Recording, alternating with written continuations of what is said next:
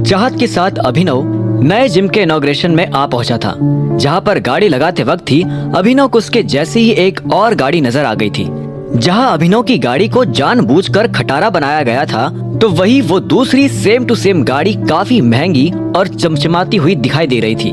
चाहत उस गाड़ी को देखे जा रही थी, जिससे अभिनव को यही डर लग रहा था कि वो अब उसकी गाड़ी को लेकर सवाल जवाब न शुरू कर दे। ये तो तुम्हारी गाड़ी जैसी है ना? चाहत ने पलटकर अभिनव से कहा।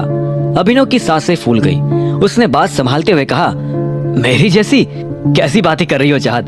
कहा ये राजमहल और कहा मेरी झोपड़ी। नहीं पर चाहत, मैं मानता हूँ कि मैं गरीब हूँ, लेकिन मेरे दिल में मोहब्बत से लदे संदूकों की कमी नहीं है। माना मेरी जेब तंग है, लेकिन मेरी आंखों में देखो, तुम्हें प्यार की बेशुमार दौलत मिलेगी। देखो देखो मेरी आंखों में। अभिनव ने कहा और चाहत के बिल्कुल करीब आकर खड़ा हो गया। चाहत उसका ये रूप देखकर एक पल को हैरान हो गई और अगले पल दोनों जोर जोर से हंसने लगे। अब चले, हमारे 6 पैक एब्स अंदर इंतजार कर रहे हैं। अभिनव ने उसका ध्यान भटकाने के लिए पूछा। चाहत ने हंसकर जवाब दिया, हाँ हाँ चलो। वो दोनों अब जिम की एंट्रेंस की ओर बढ़ने लगे। अभिनव ने एक राहत की सांस तो ली, लेकिन वो थोड़ा हैरान भी था इस सवाल से कि इस इनॉग्रेशन पार्टी में ऐसा एक और कौन आ सकता था जिसके पास सेम टू सेम अभिनव जैसी गाड़ी है। अभिनव को पता था कि पूरे इंडिया में इस गाड़ी के सिर्फ 10 ही मॉडल बेचे गए थे, और वो सभी खरीदने वाले अकेले गुड़गांव या दिल्ली में तो हो नहीं सकते थे। बहरहाल अंदर घुसते ही उनके कदम एक बड़े से हॉल में पड़े, जहाँ की सीलिंग पर अनगिनत लाइट्स लगी थी। जमीन पर ढेर सारी जिम मशीन्स और उन मशीन्स के नीचे मार्बल की फ्लोरिंग। काफी सारे गेस्ट उस इनॉग्रेशन पार्टी में दबा कर खाना खाते हुए उन नई जिम मशीन्स का टेस्ट भी ले रहे थे, जिसे देखकर अभिनव को हंसी आ रही थी। तुम हंस क्यों रहे हो? चाहत ने पूछा, जिस पर अभिनव ने अपनी हंसी कंट्रोल कर ली। एनीवेज, पहले कौन सी मशीन ट्राई करोगे? चाहत ने अभिनव की ओर देखकर पूछा, जिसके बाद अभिनव इधर उधर घूमकर सभी मशीन्स को बारीकी से देखने लगा। अभिनव शुरू से ही जिम का शौकीन था। वो पहले कई सालों से जिम करता हुआ आया था, जो कि उसने तभी बंद किया था जब डिलीवरी की नौकरी कर करके वो अपने लिए टाइम नहीं निकाल पा रहा था। उसके पिता ने भी शुरू से ही अभिनव में फिट रहने की आदत डाली थी, और बचपन में जब कभी भी अभिनव आलस करता तो उसके पिता उसे एक लालच देकर फिर से मोटिवेट कर दिया करते थे। इसी लालच के चलते ही उन्होंने मरने से कुछ दिनों पहले अभिनव के हाथों में एक गाड़ी की चाबी थमा दी थी और कहा था कि उसे ये गाड़ी 18वें बर्थडे पर देखने को भी मिल जाएगी। हालांकि फिर वो दिन कभी आया ही नहीं, और अभिनव को कभी पता ही नहीं चल पाया कि वो गाड़ी थी कौन सी और कहाँ रखी थी। अभिनव ने कहा, मैं पहले ट्रेडमिल से शुरू करूंगा, जिससे कि आगे की हाई इंटेंसिटी एक्सरसाइजेस के लिए वार्म अप हो जाए। जवाब में चाहत ने मजाक में कहा, जिम में घुसते तुम्हारी आवाज किसी इंस्ट्रक्टर की तरह हो गई है। दोनों हंस पड़े और फिर ट्रेडमिल के करीब जाने लगे। इसी वक्त चाहत को पीछे से कोई उसका नाम लेता सुनाई दिया। चाहत! अभिनव और चाहत दोनों उस आवाज को सुनकर पलट गए, जहां पर चाहत को एक जाना पहचाना चेहरा नजर आया। अर्जुन! एक दूसरे को देखते ही वो दोनों गले लग गए, और फिर चाहत ने धीरे से पीछे हटकर कहा, बहुत दिनों बाद मिले हो, क्या हालचाल? एकदम मस्त, अर्जुन ने मुस्कुराते हुए कहा। तुम बताओ, मुझे तो लगा था चाहत मैडम बहुत बिजी होंगी, आएंगी ही नहीं, बट सीरियसली यार, तुम्हें यहाँ देखकर काफी अच्छा लग रहा है। सेम हियर अर्जुन, और बाय द वे काफी अच्छा इंटीरियर करवाया है जिम का। चाहत ने इधर उधर देखते हुए उस जिम की तारीफ करी। थैंक्स। इतना कहकर अर्जुन की नजरें फिर अभिनव पर पड़ी। उसे अभिनव की ओर देखते हुए ही चाहत ने उसे अभिनव का इंट्रोडक्शन भी दे दिया। ये मेरा फ्रेंड है, he is a gym lover, हो सकता है तुम्हारा रेगुलर कस्टमर भी बन जाए। चाहत की इंट्रोडक्शन देते ही अर्जुन ने अभिनव की ओर अपना हाथ आगे बढ़ाया। क्या बात है, फर्स्ट कस्टमर मिल भी गए। हेलो दोस्त, Arjun here. Abhinav, nice to meet you. Abhinav ने मुस्कुराते हुए उससे हाथ मिलाया। उसका नाम सुनते ही अर्जुन के चेहरे पर हल्की सी हैरानी छा गई। अभिनव? अभिनव गढ़वाल? अर्जुन के मुंह से अभिनव का पूरा नाम सुनकर चाहत चौंक गई। अरे, तुम्हें कैसे पता चला? चाहत से भी ज्यादा बड़ा झटका फिलहाल अभिनव को लगा था। उसे समझ नहीं आ रहा था कि अर्जुन का अभिनव के नाम के आगे गढ़वाल लगाना कोई इत्तेफाक था या फिर अर्जुन अभिनव को पहले से जानता था।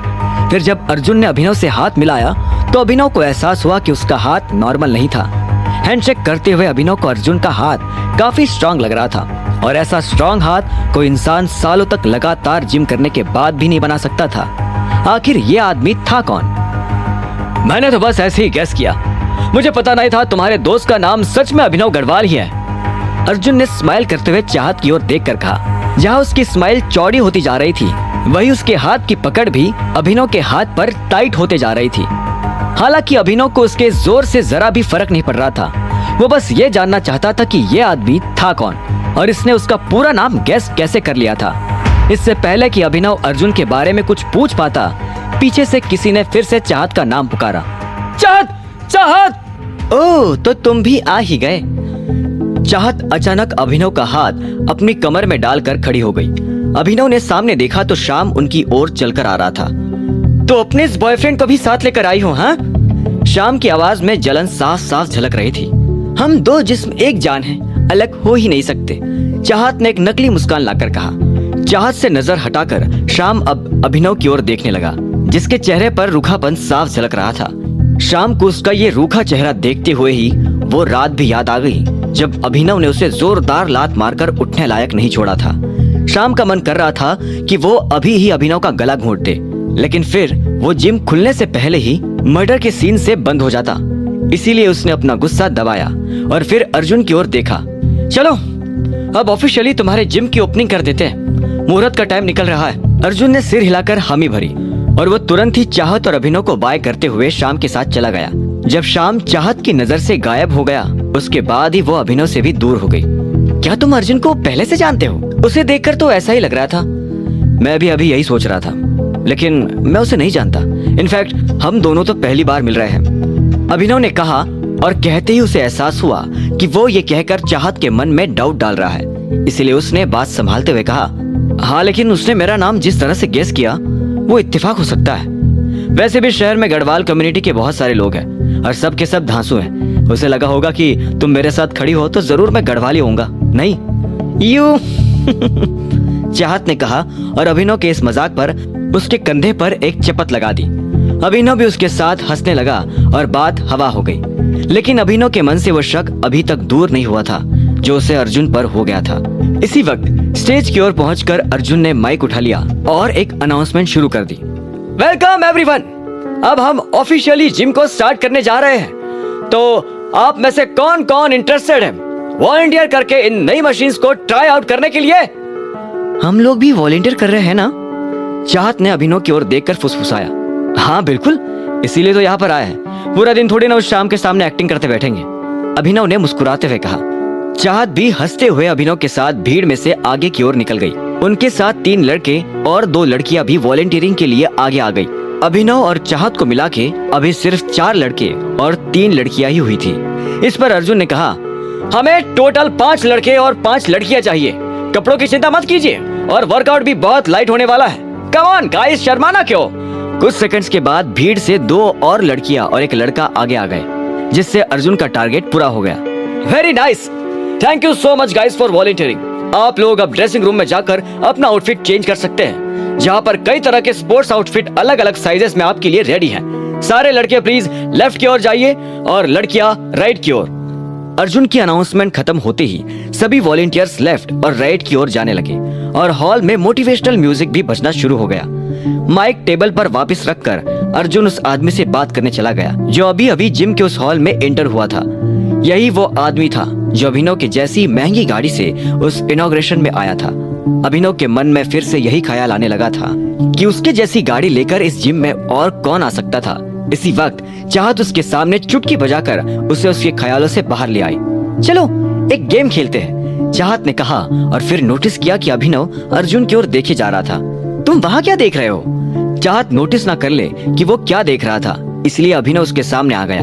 हाँ, तुम कौन सा गेम खेलने की बात कर रही थी? ड्रेसिंग रूम से जो भी लेट निकलेगा लंच उसकी तरफ से।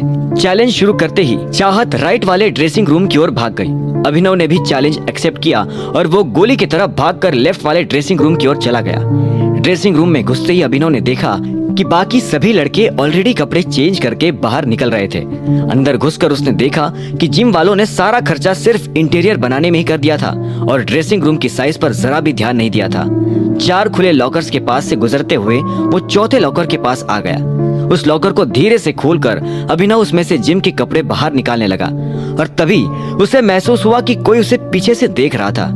उसके कदमों से जरा भी शोर ना आए, इस बात की वो आदमी पूरी कोशिश कर रहा था, लेकिन फिर भी अभिनव को ये एहसास हो गया था कि उसके पीछे कोई तो है। लॉकर से कपड़े बाहर निकालकर अभिनव तुरंत ही उस इंसान को देखने के लिए पलट गया, लेकिन उसके पीछे कोई भी नहीं था। हालांकि ड्रेसिंग रूम के बाहर से उससे हल्की हल्की सी फुटस्टेप्स की आवाज जरूर आई थी। अपने कपड़े बदलकर जब अभिनव वहाँ से बाहर निकला तो उसने देखा कि श्याम दबे पैर ड्रेसिंग रूम के लंबे कॉरिडोर से बाहर निकल रहा था। अभिनव को यह नजारा देखकर थोड़ा शक हुआ, पर वो इस बारे में चाहत को नहीं बताना चाहता था, नहीं तो वो टेंशन में आ सकती थी। वो चुपचाप बाहर आ गया और जिम के मोटिवेटेड माहौल के बीच हर तरह की मशीन से एक्सरसाइज करने में बिजी हो गया। कुछ घंटों तक एक्सरसाइज करने के बाद ही चाहत उसके पास आ गई। तुम अभी तक एक्सरसाइज में लगे हो? मेरी तो हालत टाइट हो गई है। अभिनव ने मुस्कुराते हुए जवाब दिया, मुझे पता है मैं ही लेट आया हूँ और मुझे लंच के पैसे देने पड़ेंगे, इसलिए आज यहाँ से जाऊंगा ही नहीं। चाहत ने आह भरी और एक थकी हुई आवाज में हार मान ली।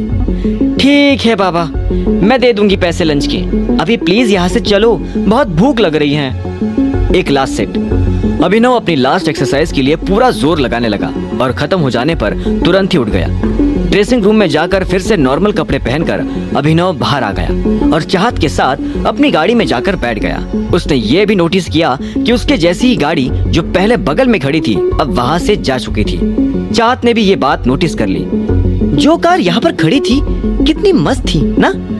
अभिनव का दिल फिर से धड़कने लगा। उसे महसूस हुआ कि अब चाहत फिर से उस गाड़ी को लेकर कुछ न कुछ सवाल करेगी, इसलिए उसने बात पलटने की कोशिश करी। तुम वो छोड़ो, ये बताओ कौन से रेस्टोरेंट में जाना है? चाहत ने अभिनव की ओर देखा पर वो कुछ डिसाइड नहीं कर पाई। यहाँ से तो चलो, जो रास्ते पर अच्छा दिखेगा वही खा लेंगे। अभिनव सिर हिलाते हुए गाड़ी स्टार्ट करने लगा। तभी उसने साइड मिरर में देखा कि कुछ ही दूरी पर खड़ी गाड़ी के अंदर बैठा आदमी उसे ही देखे जा रहा था और उसके डैशबोर्ड पर एक कैमरा रखा हुआ था। कैमरा देखते ही अभिनव हैरान हो गया। आखिर कौन हो सकता था यह आदमी? क्या वो अभिनव का पीछा करने के लिए इंतजार कर रहा था? ड्रेसिंग रूम में शाम क्यों अभिनव के पीछे पीछे आया था? सभी सवालों के जवाब के लिए सुनते रहिए आगे। सब्सक्राइब कर दो भाई, please subscribe and like and subscribe करो गाइस, लाइक एंड सब्सक्राइब। अभिनव और चाहत अब जिम से बाहर आकर गाड़ी में बैठकर लंच करने के लिए निकल रहे थे। अभिनव ने देखा कि उसके जैसी वो गाड़ी तो अब गायब हो गई थी जो पहले बगल में पार्क थी, लेकिन फिलहाल कोई आदमी थोड़ी दूरी पर दूसरी गाड़ी में बैठा उसे घूरे जा रहा था और उसके डैशबोर्ड पर एक कैमरा भी रखा था। लेट्स गो, चाहत ने सीट बेल्ट लगाकर चलने के लिए कहा। अभिनव अभी भी टेंशन में था कि वो आदमी कौन है। वो उसके करीब जाकर उसे निपटना चाहता था, लेकिन फिलहाल उसके साथ चाहत भी थी, इसलिए उसने उसको इग्नोर किया। अभिनव ये क्या है? इतने में चाहत ने कहा और वो उसके चेहरे के बिल्कुल करीब आ गई। अभिनव उसे अपने इतने करीब आते देख घबरा गया। इससे पहले कि वो कुछ कहता, चाहत ने अपनी उंगलियां अभिनव के चेहरे पर रख दी। टॉवेल का धागा लगा था, चाहत ने कहा और धागा फेंक दिया। अभिनव ने अपने आप को संभाला, एक आखिरी बार उस आदमी को देखा और एक्सीलरेटर पे पैर रख के गाड़ी पार्किंग लॉट से निकाल ली।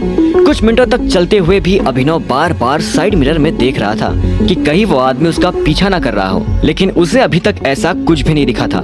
हालांकि इससे पहले कि और कुछ खतरा सामने आ जाए, अभिनव ने जल्द से जल्द चाहत को उसके घर वापस छोड़ने का सोचा। हाँ, उस वाले रेस्टोरेंट पर चलते हैं, चाहत ने इशारा करते हुए कहा और फिर अभिनव के हाव भाव नोटिस किए जो उसे थोड़े सीरियस लग रहे थे। क्या बात है, क्या सोच रहे हो? अभिनव ने फिर से बात पलटने की कोशिश की ताकि चाहत को कुछ अजीब ना लगे। यही सोच रहा हो कि फ्री का खाना हजम होगा भी या नहीं? चाहत हंस पड़ी। अगर नहीं हजम हो तो मुझे बिल का अमाउंट तुरंत ट्रांसफर कर देना। अभिनव चाहत की बातों पर हंसने लगा और उसने उसके बताए रेस्टोरेंट के पास गाड़ी लगा दी। खाना खाने के बाद अभिनव चाहत को उसके घर छोड़ाया और अब शाम भी होने को आई थी। कंपनी ना जाकर उसने अब घर जाकर सोने का सोचा, क्योंकि इतने दिनों बाद एक्सरसाइज करके उसके बदन में दर्द होने लगा था। सिंह परिवार के घर में घुसते ही अभिनव ने देखा कि वहाँ कोई नहीं था। उसे महसूस हो गया कि जब से प्रोटॉन ने एलेक्स कॉर्पोरेशन के साथ डील कैंसिल की है, तब से पूरा परिवार सिर पकड़कर उनकी कंपनी के ऑफिस में ही बैठा होगा। यही सोचते सोचते अभिनव को ये भी एहसास हुआ कि उसके जैसे पावरफुल आदमी के लिए कितना आसान था किसी भी आम इंसान को तंग कर पाना। उसे ये सोचकर थोड़ा अफसोस भी हो रहा था, पर फिर ये भी लगा कि घमंडी सिंह परिवार को ऐसी ट्रीटमेंट की जरूरत भी थी। अपने बेडरूम में जाते ही वो इस कदर सो गया कि उसकी नींद फिर सीधा 12 घंटे बाद अगली सुबह खुली। आंखें खोलते ही उसे अपने सामने अनन्या नजर आई, जो मेकअप कर रही थी। गुड मॉर्निंग, अभिनव ने धीरे से कहा। अनन्या ने शीशे में से उसकी ओर देखते हुए पूछा, एक बात बताओ, तुम अभी कहाँ काम कर रहे हो और किस पोजीशन पर हो? अभिनव ने एक बार पलक झपकाई और फिर बेड से उठते हुए कहा, इमेजिंग सिक्योरिटीज, जनरल मैनेजर। ये शायद मैं पहले भी बता चुका हूँ। तो इसका मतलब? अनन्या उसकी ओर पलट गई। तुम अकरम सर के चमचे बनकर रहे और फिर उनसे बदले में ये पोजीशन मांग ली, है ना? अभिनव ने अनन्या के ताने के जवाब में कहा, सुबह सुबह तुम्हारा दिमाग इतना चलता है तो किसी अच्छी जगह लगाओ ना। क्यों? Excuse me? अनन्या उस पर भड़कने वाली थी कि तभी अभिनव तुरंत उठकर बाथरूम में चला गया। कुछ देर बाद नहाकर जब वह बाहर आया तो अनन्या वहां से जा चुकी थी। उसने भी जल्दी से कपड़े पहने और बाहर निकलकर डाइनिंग टेबल पर पूरे परिवार को ज्वाइन कर लिया, जो कि ऑलरेडी अपना आधा नाश्ता कर चुके थे। कुर्सी पर बैठते ही अभिनव को लगा कि वो सिंह परिवार का आज का डिस्कशन मिस कर चुका था और अब आगे जो बात होगी उसको समझने में उसे तकलीफ होने वाली थी। अभी भी उम्मीद है दादाजी, मैं आज ही प्रोटॉन पब्लिशर्स जा रही हूँ। उनसे मीटिंग करके मैं ये क्लियर करके आऊंगी कि उन्हें इस डील के किस पार्ट से प्रॉब्लम है, अनन्या ने कॉन्फिडेंटली कहा। हाँ बेटा, आज तो डील एकदम पक्की करके ही आना, शर्मिला ने उसका हौसला बढ़ाते हुए कहा। अनन्या की बात सुनकर हरदेव ने सिर हिलाकर हामी भरी। ठीक है, कोशिश पूरी करना उन्हें कन्विंस करने की, ये हमारा लास्ट चांस है। अनन्या ने भी हरदेव की बात पर सिर हिलाया। वो कैसे भी करके आज प्रोटॉन से डील फाइनल करना चाहती थी। जब टेबल पर फिर से सन्नाटा छा गया तब हरदेव अभिनव के मुंह से उसका ओपिनियन सुनना चाहते थे। हालांकि फिर उन्हें यह भी एहसास हुआ कि अभिनव टेबल पर तब आया था जब पूरी बात ऑलरेडी खत्म होने को आ चुकी थी। नाश्ता करके सब एक एक करके उठ गए और अपने अपने काम पर निकल गए। अपने ऑफिस तक ड्राइव करते हुए ही अभिनव ने रानी को फोन लगा दिया, जो उसने 1 सेकंड में उठा भी लिया। Good morning mister Getwal. Morning. आज प्रोटॉन के ऑफिस अनन्या सिंह आ रही है, एलेक्स कॉर्पोरेशन की तरफ से, to talk about the contract. अगर वो एक कंडीशन के लिए तैयार हो तो डील फाइनल कर देना, अभिनव ने ऑर्डर देते हुए कहा। कैसी कंडीशन सर? रानी ने थोड़ा हैरानी से पूछा। डील तभी फाइनल हो सकेगी जब अनन्या ही पूरे कॉन्ट्रैक्ट में इंचार्ज रहे। मुझे सनी सिंह जैसे लोगों के साथ डील करने में इंटरेस्ट नहीं है और ना ही अनन्या और हमारी कंपनी के बीच कोई थर्ड पर्सन आना चाहिए। Got it? अभिनव की कंडीशंस को सुनकर रानी ने बिना किसी सवाल जवाब के तुरंत हाँ भी कर दिया। Sure sir. कॉन्ट्रैक्ट 5 साल का होगा और एंड तक इंचार्ज अनन्या सिंह ही होनी चाहिए। उसके सामने ये सारी इंफॉर्मेशन क्लियरली प्रेजेंट करना, अभिनव ने स्ट्रिक्टली कहा। रानी उसकी सभी बातों पर लगातार सिर हिलाते हुए हाँ करे जा रही थी। नो प्रॉब्लम सर, कम्युनिकेशन पूरी तरह से ट्रांसपेरेंट रहेगा। Good, dismissed. अभिनव ने ये कहकर फोन काट दिया और गाड़ी इमेजिंग सिक्योरिटीज के पार्किंग लॉट में ले जाकर खड़ी कर दी। कंपनी के गेट के सामने आते ही अभिनव ने देखा कि 2 बड़े ट्रक्स में से कई सारे बॉक्सेस निकलकर अंदर जा रहे थे। अभिनव को देखते ही मायरा भागकर उसकी ओर चली आई। गुड मॉर्निंग सर, सारे मटेरियल्स आ चुके हैं। अभिनव ने सिर हिलाया और कहा, और इंटरव्यू का क्या हुआ? सर वो भी सक्सेसफुल रहा। आपके लिए एक बेस्ट सेक्रेटरी और स्किल अकाउंटेंट हायर हो चुके हैं। आप चाहे तो उनके साथ एक पर्सनल मीटिंग कर सकते हैं। मायरा ने अपने चेहरे पर एक हल्की सी मुस्कुराहट बरकरार रखते हुए कहा। जब से उसने अभिनव को अलायना के साथ देखा था तब से वो उसकी काफी रिस्पेक्ट करने लगी थी। नहीं नहीं, उसकी जरूरत नहीं, आई ट्रस्ट यू, अभिनव ने उसे दिलासा दिया। Thank you sir. मुस्कुराते हुए ही मायरा अभिनव के साथ ऑफिस के अंदर चली आई। चलते हुए ही मायरा को अचानक कुछ याद आया और उसने अपने पर्स में हाथ डाला। सर, ये आपका कार्ड, सॉरी मैं देना भूल गई थी। अभिनव ने उससे वो कार्ड ले लिया। कार्ड लेट देने के लिए वो उससे शिकायत करने वाला था, लेकिन फिर उसने सोचा कि वो खुद भी अपना कार्ड मांगना भूल चुका था। हालांकि उस ब्लैक कार्ड को फिर से अपने हाथों में लेकर अभिनव को वो पावर महसूस नहीं हुई जो पहले हुआ करती थी। इसके पीछे कारण यही था कि अब उसके पास इससे भी कीमती ब्लैक डायमंड कार्ड मौजूद था। अभिनव के साथ मायरा उसके कैबिन में आ गई, जहाँ पर एक लड़की ऑलरेडी अपने हाथों में फाइल लेकर बैठी थी। अभिनव ने उसे देखते ही कंफ्यूज होकर मायरा की ओर देखा। सर, आपकी नए सेक्रेटरी टीना। अभिनव और मायरा को देखते ही टीना तुरंत ही अपनी चेयर से खड़ी हो गई। Good morning sir. Good morning. Abhinav ने फिर मायरा की ओर देखकर कहा। डिसमिस्ड। मायरा सिर हिलाकर वहां से चली गई। अभिनव अपनी डेस्क पर आकर बैठा और उसने फिर टीना की ओर देखा। मटेरियल आ चुका है राइट? अब इंजीनियर्स को अपने काम पर लग जाना चाहिए। मैं जल्दी उनका डिपार्टमेंट विजिट करूंगा। ओके सर, टीना ने सिर हिलाकर कहा। एक्सपेक्टेड डिलीवरी और इंस्टॉलेशन कब तक है? अभिनव ने एक और सवाल पूछा। टीना ने अपनी फाइल खोली और उसमें देखकर कहा, वेडनेसडे सर। ठीक है, अभी चलो, अभी ही इंजीनियरिंग डिपार्टमेंट विजिट करके आते हैं, अभिनव ने कहा और वो उठकर कैबिन से बाहर जाने लगा। टीना भी फाइल लेकर उसके पीछे आने लगी। इंजीनियरिंग डिपार्टमेंट की उस बड़ी बिल्डिंग में घुसते ही अभिनव ने देखा कि वहां पर सभी लोग किसी न किसी काम में लगे हुए थे और दूसरी ओर गेट से मटेरियल के बॉक्सेस भी आते जा रहे थे। अभिनव को एक पल के लिए लगा कि शायद मायरा ने जरूरत से ज्यादा रॉ मटेरियल ऑर्डर कर दिया था, लेकिन फिर उसने ये भी सोचा कि वह सरप्लस मटेरियल डिमांड ज्यादा होने पर मदद कर सकता था। इंजीनियरिंग टीम के सुपरवाइजर ने जब अभिनव को वहां देखा तो वो तुरंत ही उसके पास चला आया। गुड मॉर्निंग सर, उसने कहा। मॉर्निंग। कितनी क्वांटिटी बनानी है तुम्हें? अभिनव ने पूछा। मायरा मैम ने 100 यूनिट्स कहा है सर, सुपरवाइजर ने जवाब दिया। 100 units? Are you sure Wednesday से पहले रेडी हो जाएंगे? अभिनव ने थोड़ी हैरानी से पूछा। सर, थोड़ा डिफिकल्ट है पर कोशिश पूरी कर रहे हैं कि हो जाए। सुपरवाइजर के जवाब पर अभिनव ने सिर हिलाकर हामी भरी। सभी लोगों को बिजी देखकर उसे समझ आ गया कि ना सिर्फ उन्हें और मैन पावर की बल्कि मैन पावर को इंसेंटिव देने की भी जरूरत थी ताकि वो अपने काम को लेकर मोटिवेटेड रहे। अगर वेडनेसडे तक कंप्लीट हो जाता है तो पूरी टीम को मेरी तरफ से रिवॉर्ड्स, क्या कहते हो? अभिनव की इनाम वाली बात सुनते ही सुपरवाइजर की आंखों में चमक आ गई। वो बस यही दुआ कर रहा था कि रिवॉर्ड्स के नाम पर ये नया मैनेजर भी मिठाई और नमकीन के डिब्बे न बांटने लग जाए। Thank you sir, don't worry, Wednesday तक गारंटीड कंप्लीट हो जाएगा। अभिनव को महसूस हुआ कि सुपरवाइजर रिवॉर्ड का नाम सुनकर मोटिवेट हो चुका था। हालांकि फिर उसने उसे वार्निंग भी दी, बट रिमेम्बर, किसी भी प्रोडक्ट के क्वालिटी में कॉम्प्रोमाइज नहीं होना चाहिए। अभिनव की ये कहते हुए ही सुपरवाइजर सिर हिलाकर हाँ करने लगा। इसी वक्त उसका फोन बजने लगा। स्क्रीन पर नाम अनन्या का था। हेलो अनन्या। अभिनव, कंपनी के ऑफिस में पहुंचो राइट नाउ। अनन्या की आवाज कड़क थी और अभिनव को उसमें गुस्सा भी महसूस हो रहा था। क्या हुआ? कॉन्ट्रैक्ट फाइनल नहीं हो पाया क्या? अभिनव को डर था कि कहीं रानी ने कुछ गड़बड़ ना कर दी हो। कॉन्ट्रैक्ट तो फाइनल हो गया है, लेकिन प्रॉब्लम वो नहीं है। तुम इसी वक्त एलेक्स आ रहे हो या फिर मैं तुम्हारे ऑफिस आ जाऊं? अभिनव ने पहली बार अनन्या को इतनी ऊंची आवाज में बात करते हुए सुना था। वो लड़की जिद्दी जरूर थी, लेकिन आज बेरहम भी महसूस हो रही थी। हाँ हाँ ठीक है, मैं आ रहा हूँ। अभिनव की बात खत्म होते ही दूसरी साइड से कॉल तुरंत ही कट हो गया। अभिनव को समझ नहीं आया कि अनन्या अचानक किस बात से नाराज हो चुकी थी, वो भी उस वक्त जब उसे कॉन्ट्रैक्ट मिल भी चुका था।